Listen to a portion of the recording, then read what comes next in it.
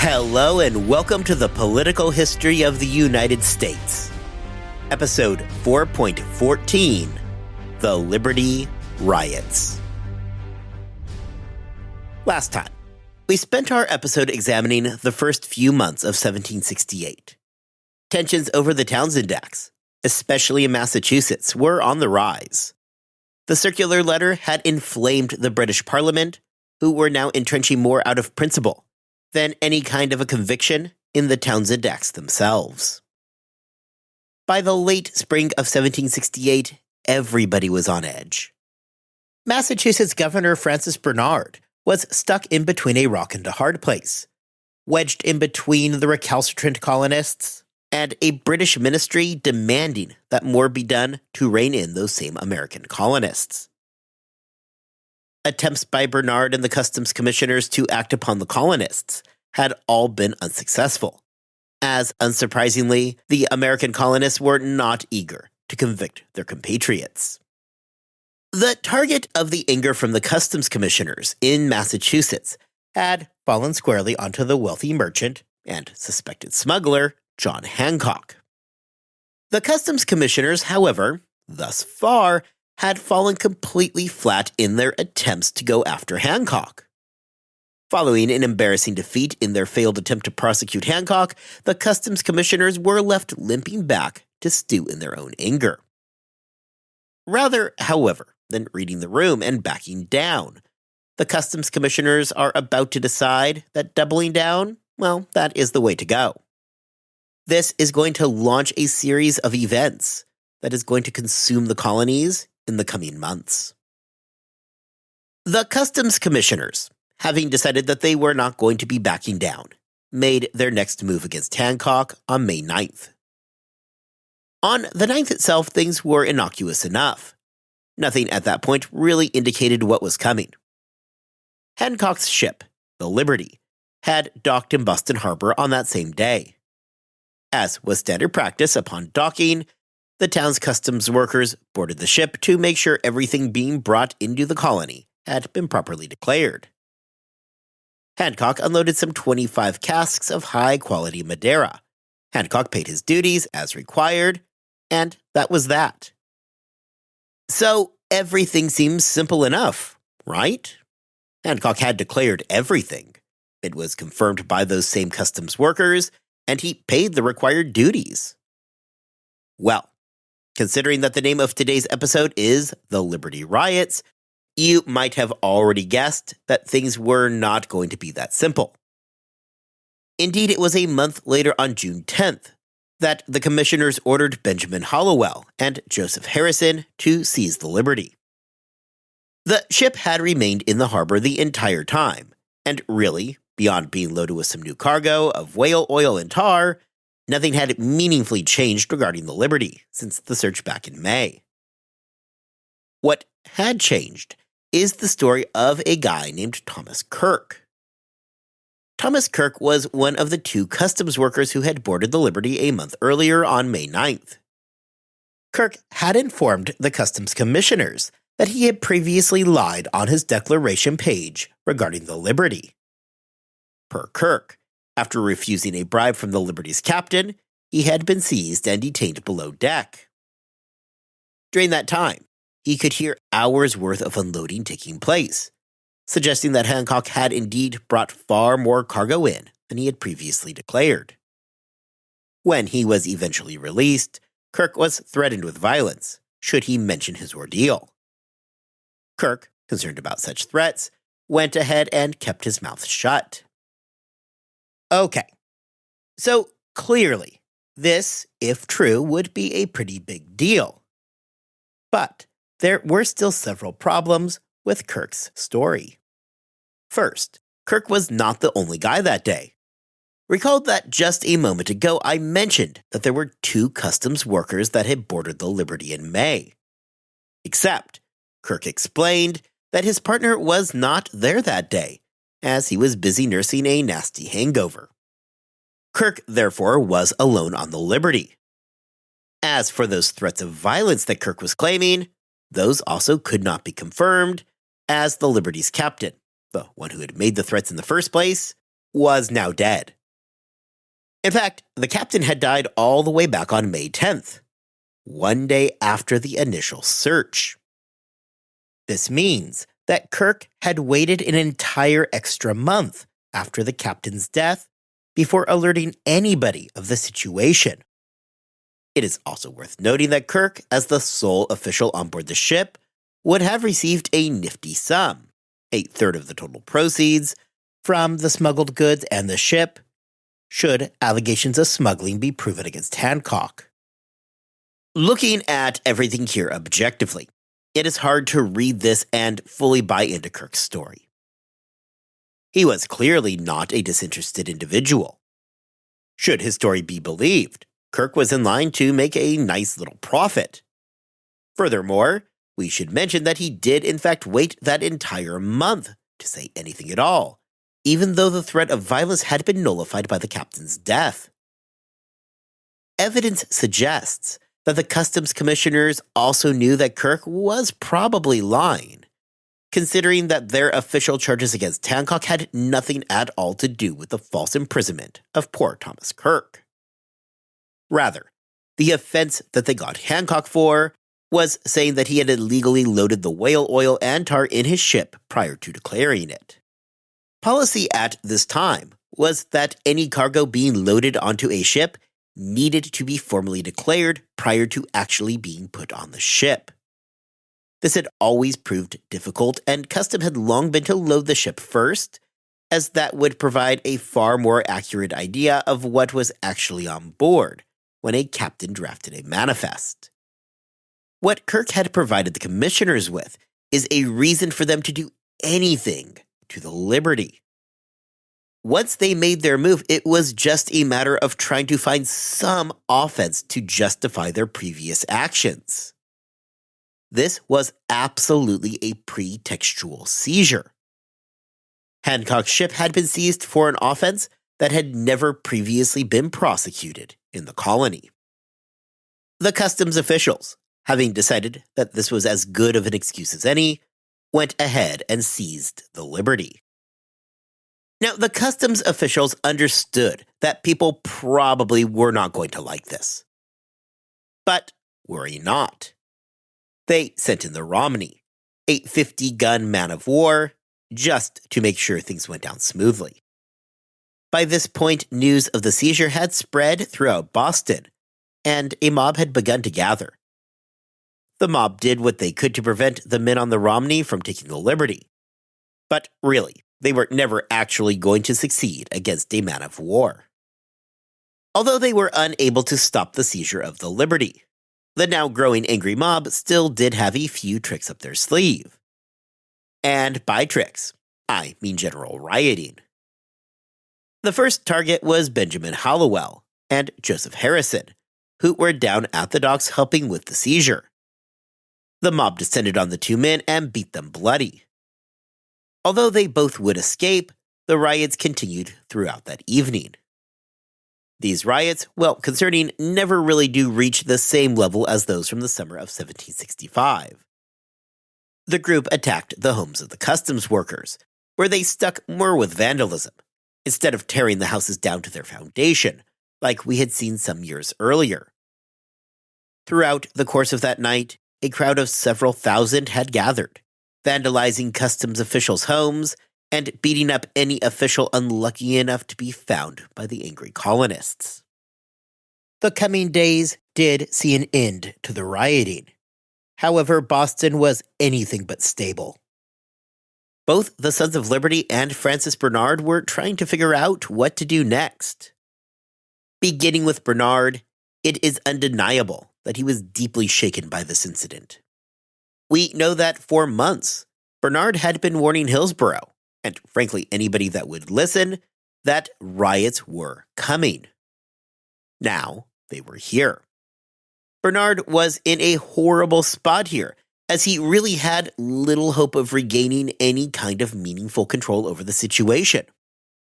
What Governor Bernard wanted, and indeed had wanted for a while, was to bring troops into Boston to restore the order. The problem, however, is that he had a few things going against him. The first problem was Thomas Gage, who was still hanging out in New York. Gage had resolved that he would not send troops into Boston unless they were requested by a civil authority. This meant that for Bernard, to get the help that he desperately needed at this point, he was going to have the consent of the council. This leads immediately to the second, and ultimately fatal, problem that Bernard had on his hands. If you have been listening to the last several episodes, you already know the council's response. There was no universe where the council was going to authorize Bernard to bring in troops. Predictably, the council gave Bernard the answer that he already knew was coming. They were not about to authorize troops. Politically, Governor Bernard was a dead man walking by this time. He had no power to steer events and no longer had the ability to attempt to recapture his lost power.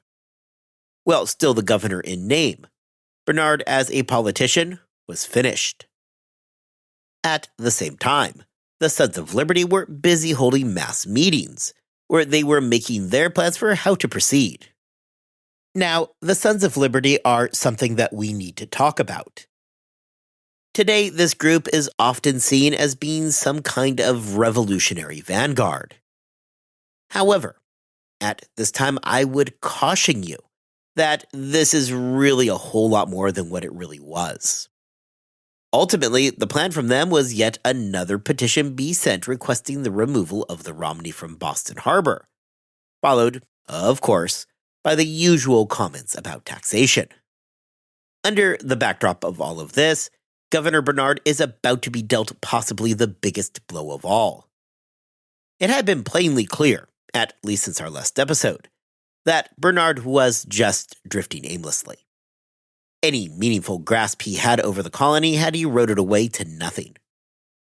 As we had discussed just a few minutes ago, the council had basically tuned the guy out at this point. However, if you thought that Francis Bernard, a man who had no political power left at this point, had hit rock bottom, well then, you would be mistaken.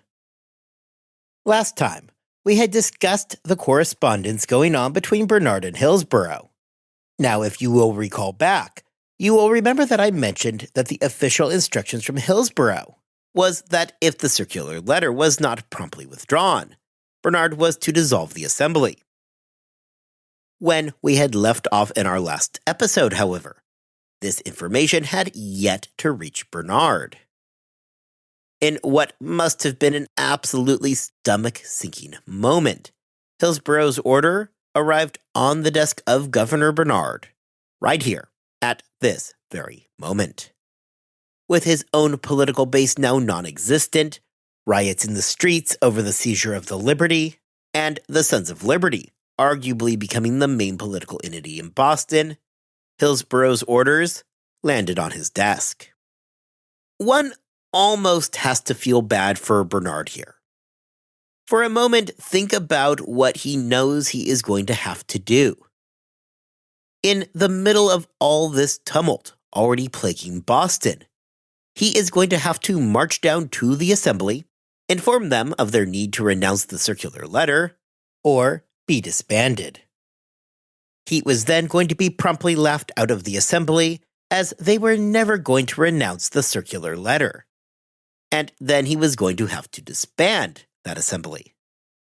Under the current climate in the colony, he then very well was going to have to hang out waiting for the mob to come tear him limb from limb. Certainly, it was not an envious situation to be in. Bernard, however, had no real choice in the matter. Sure enough, he went down on June 21st and announced Hillsborough's order. The assembly, led by James Otis, spent the better part of the next week denouncing Bernard and the British for their policy, and then on June 30th, it was voted down with a final tally of 92-17. With the resolution to rescind the circular letter now defeated, Bernard was left with no choice and had to proceed with disbanding the assembly. The Sons of Liberty, not liking how close the vote was, went forward with a campaign celebrating the glorious 92 in the Boston Gazette, while at the same time printing the names of those 17 who had voted against it. Several of those 17 quickly jumped to defend their own actions, explaining that they would have voted down rescinding the circular letter, but unfortunately, they were absent that day. This means that many of the 17 that seemingly voted to rescind quickly clarified their position, leaving Bernard even more isolated.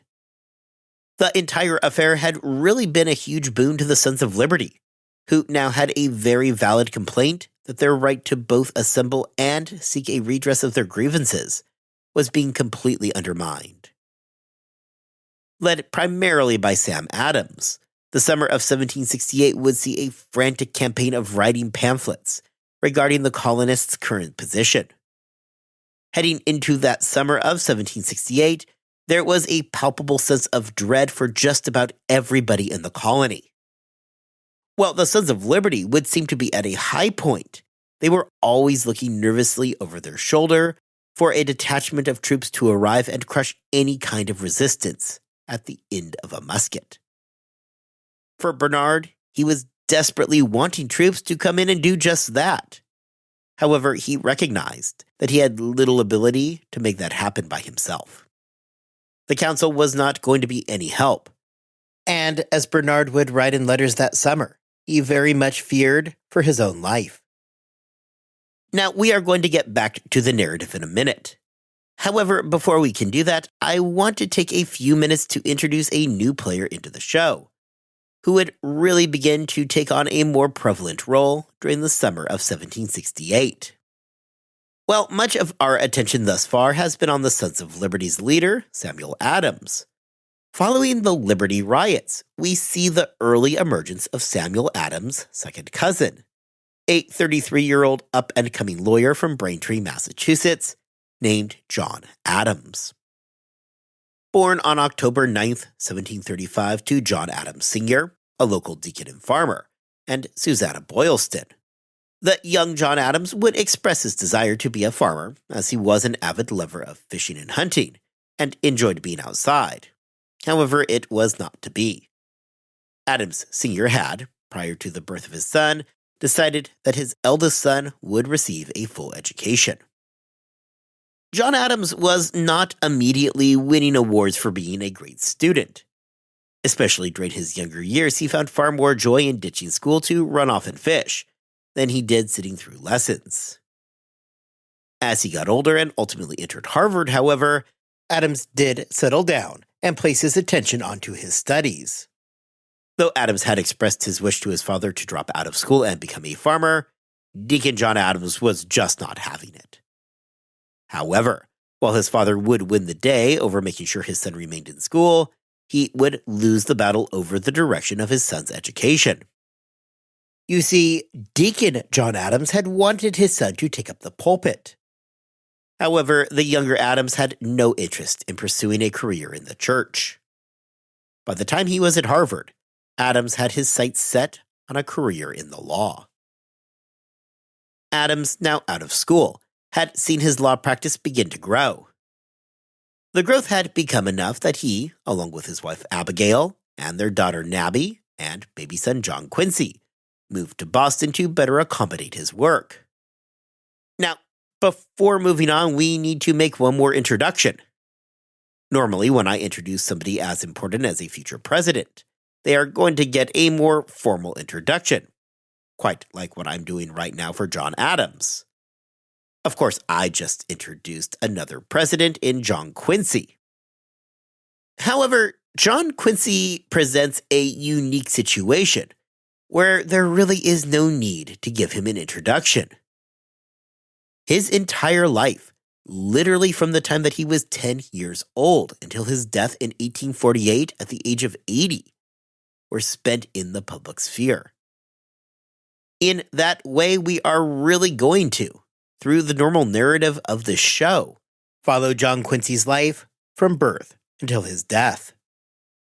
Just to really tie together the range of time that we are talking about, we are introducing John Quincy Adams right now, when he dies 80 years in the future, among those that would help plan his funeral was a freshman congressman from Illinois, Abraham Lincoln.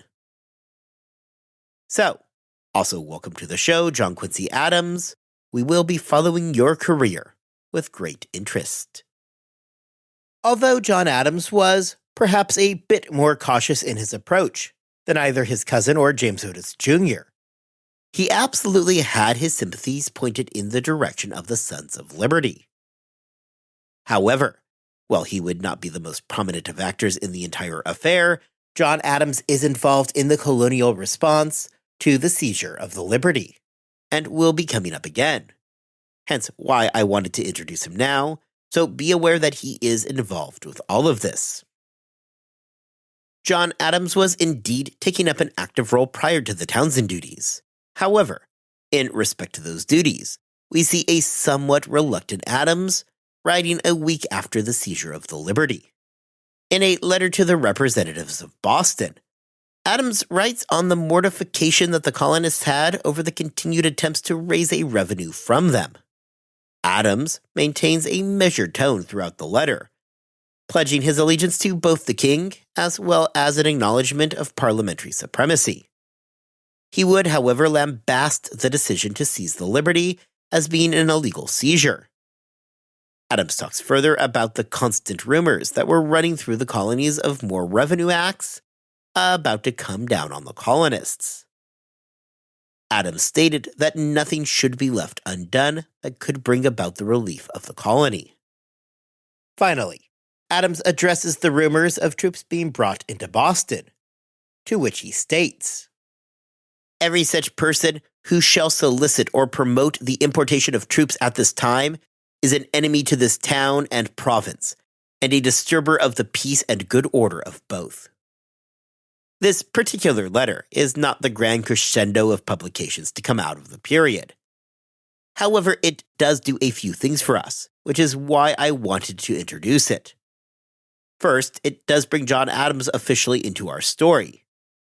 We are going to spend a lot of time with John Adams, indeed for a very long time to come, and this really marks a good point to bring him in.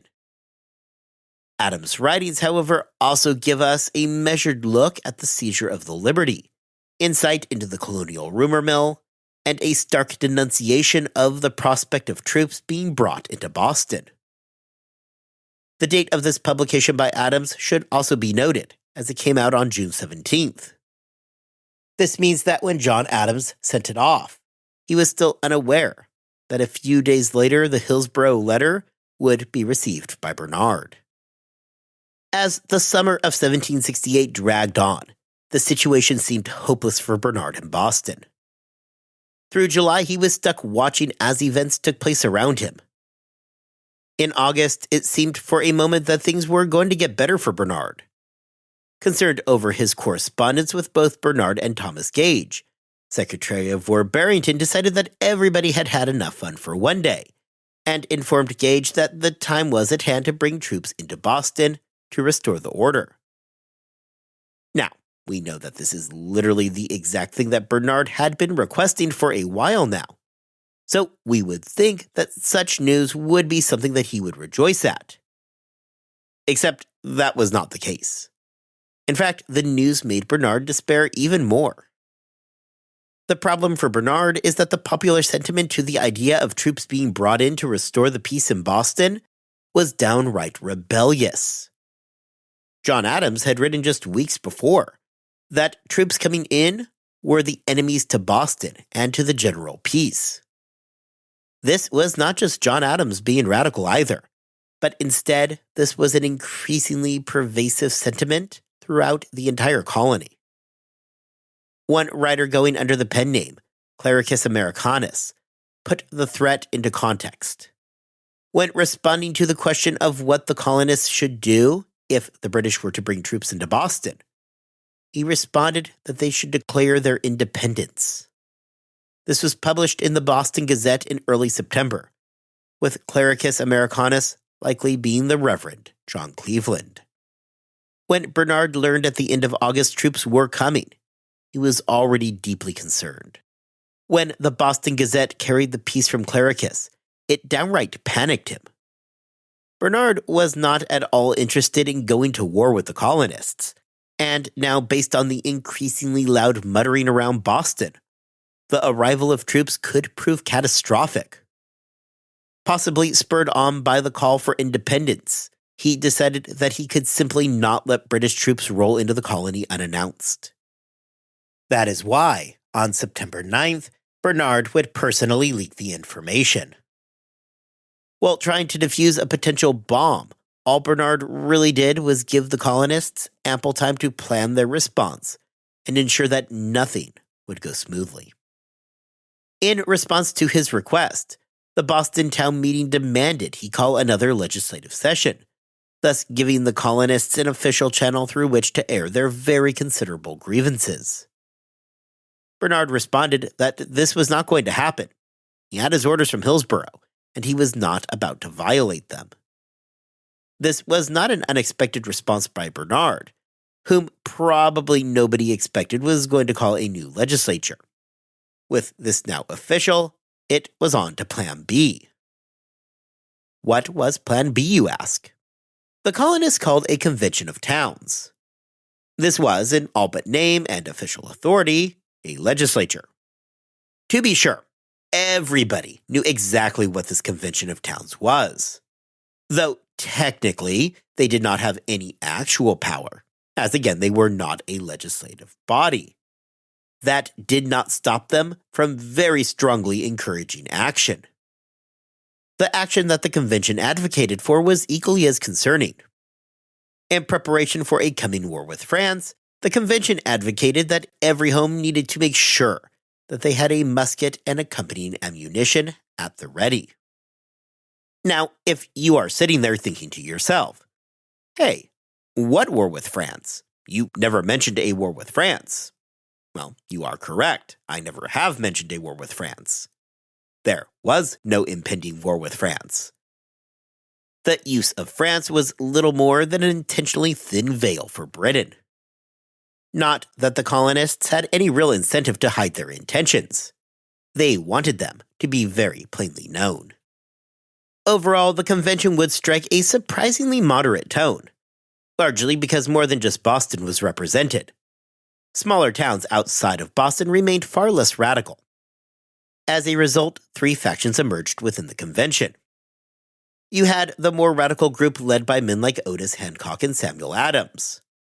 You had their polar opposites whom advocated that this entire convention was madness and illegal, and that everybody needed to go home right now.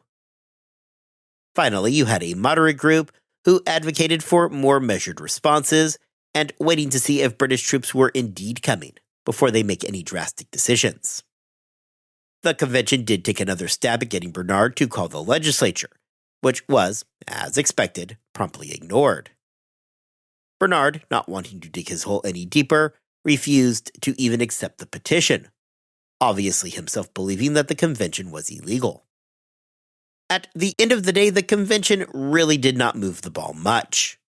They decided on writing yet another petition to send to the king, who by this point was getting bombarded with petitions from the colonies. It should also be noted that despite some sharp rhetoric to make sure that they were all armed from the more radical factions of the meeting, the Convention of Towns did not take any actual action towards resisting the arrival of British troops. As the historian Robert Middlecuff puts it, however, the outcome of the convention was nowhere near as consequential as the fact that the meeting took place at all. The meeting was not actually illegal. It was really just a meeting of people that held no actual authority. The radicalism of the Convention of Towns stemmed out of the fact that the meeting was yet another sharp show of defiance towards Britain. Ultimately, what even the most radical members of the convention must have realized is that in a fight with Great Britain, it was going to be tremendously one-sided. As of right now, we have seen an increase in colonial cooperation. However, Boston is in a different place from almost everywhere else, including the rest of Massachusetts. While the other colonies seem to be on board with the idea of resistance against the trade practices of Great Britain, nobody outside a few agitators in Boston were yet prepared to declare war against the mother country. Even in Boston, records reflect that during the actual meetings, Otis and Adams fell short of calling for resistance through the use of force. The men may have been on the radical end of the spectrum in that moment. However, they were not suicidal. The day following the disbanding of the convention, the first troops did begin to arrive in Boston. There was no resistance to their arrival.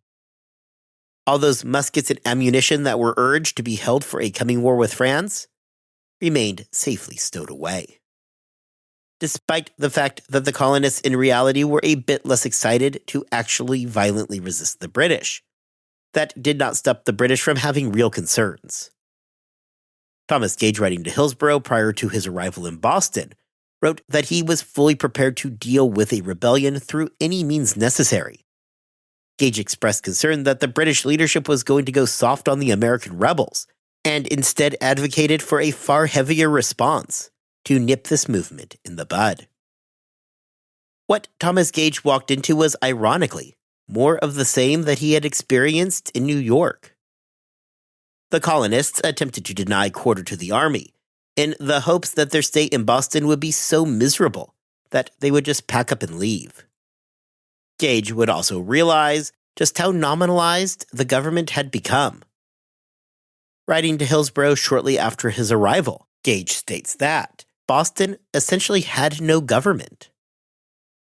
By November, the immediate crisis seemed to have cooled off. Not that anybody was particularly happy. However, Gage and his troops did a good enough job at intimidation that everybody concurred that it was a good time to lay low. For the time being, violence would be held in check by having very real soldiers with very real guns patrolling the town.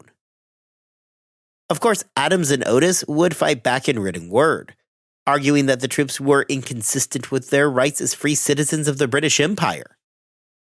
However, little more was done. In London, it was again Benjamin Franklin trying to ensure that cooler heads prevailed. Franklin basically just waved the riots off in Boston as being a minor, trifling affair. We have spent most of the time these last 2 weeks in Boston. However, it is important to understand that Boston, though the leading edge of the spear, was not the only place where resistance was taking place. While the other colonies were not exactly ready to throw down and take the British Empire on, nor were they planning to stand silently by. Spurred on by Dickinson's letters from a farmer and the circular letter, there was a dramatic drop in imports of British goods into the American colonies. This was most dramatic in New York, where imports fell by a staggering 85% between 1768 and 1769. However, while all of the colonies agreed that action was needed, the response to the Townshend Acts lacked the cohesiveness that had come with the Anti-Stamp Act actions. Everybody was on the same page that something needed to be done. However, they were all on completely different pages as to what the response should be. Other than agreeing that something needed to happen, nobody made any real move towards greater cooperation. As you will all remember, it was that sense of cooperation that would help galvanize the Stamp Act resistance. The long-term effect of this is that the response to the Townshend Acts would, by the middle of 1770, begin to fall apart. Unlike what we saw during the Stamp Act, where the Americans outlasted the British attempts at enforcement, the Townshend Acts produced the opposite effect, whereby the British outlasted the Americans' attempts to resist. As the historian Theodore Draper points out, this lesson would not be lost on the colonists. In Virginia, men like George Mason and George Washington would make note of the failure at resisting the Townshend Acts. They would ensure that in the future, those mistakes would be corrected. Next time, the colonists are forced to regroup following the arrival of troops in Boston. As 1769 arrived, everybody was going to have to focus on what was coming next and looking back at where they had been. Until then, I hope that you all have a wonderful 2 weeks. I hope that you are staying healthy and staying safe. And I will see you back here next time as we discuss the events of 1769.